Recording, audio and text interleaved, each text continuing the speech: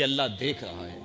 جہاں کوئی کیمرہ نہیں پہنچتا، جہاں سیکورٹی نہیں پہنچتی، جہاں کوئی ایجنسی نہیں پہنچتی، وہاں یہ عقیدہ پہنچتا ہے کہ میرا اللہ مجھے دیکھ رہا ہے. تو یقین کی یہ دولت زندگی کا نور ہے، زندگی کا جمال ہے، اور ماہ سیام میں اللہ تعالیٰ اس عقیدے کو روحوں میں اتار دیتا ہے اور باطن میں جذب کر دیتا ہے.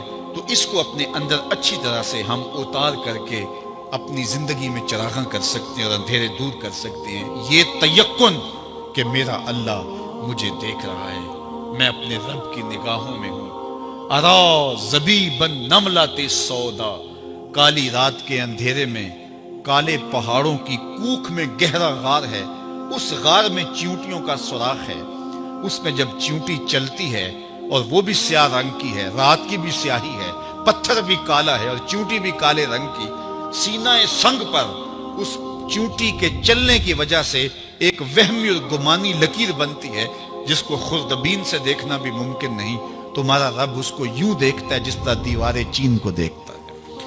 تو کیا ذہن اور دماغ کی سکرین پہ آنے والے خیالات سے وہ غافل ہو سکتا ہے؟ کیا وسوسوں سے وہ غافل ہو سکتا ہے؟ تو آئیے اس یقین اور اس تیقن میں جینے کا گر سیکھیے. دیکھیے زندگی کتنی نور علی نور ہو جائے گی کہ میرا اللہ مجھے دیکھ رہا ہے، میرا اللہ مجھے ملاحظہ کر رہا ہے، میں اس کی نظروں سے، اس کی نگاہوں سے پوشیدہ نہیں. تو یہ عقیدہ ماہ سیام میں ہمیں نصیب ہوتا ہے.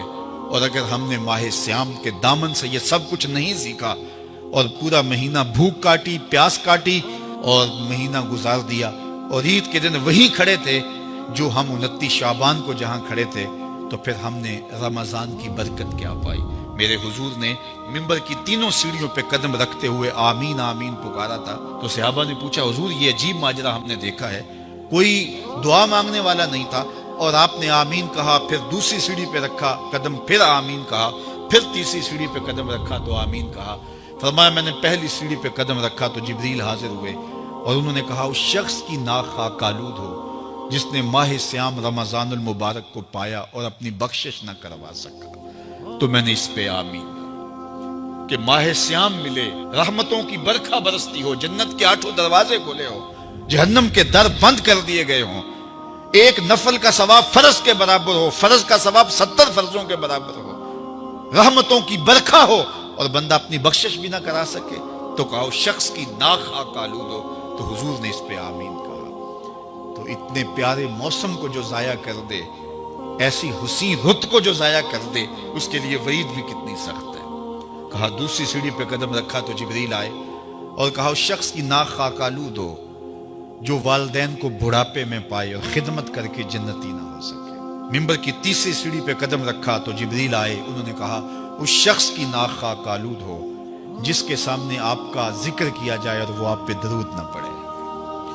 اللہ اکبر. رسول رحمت کا نام آئے تو درود و سلام پیش کرو، ان کا ذکر آئے تو تمہاری روحیں بھی درود پڑھیں، تمہاری زبانیں بھی درود پڑھیں. اللہم صلی علی سیدنا و مولانا محمد معدن الجود والکرم. ان کا ذکر روحوں کی غذا ہے، ان کا ذکر دل کا قرار ہے.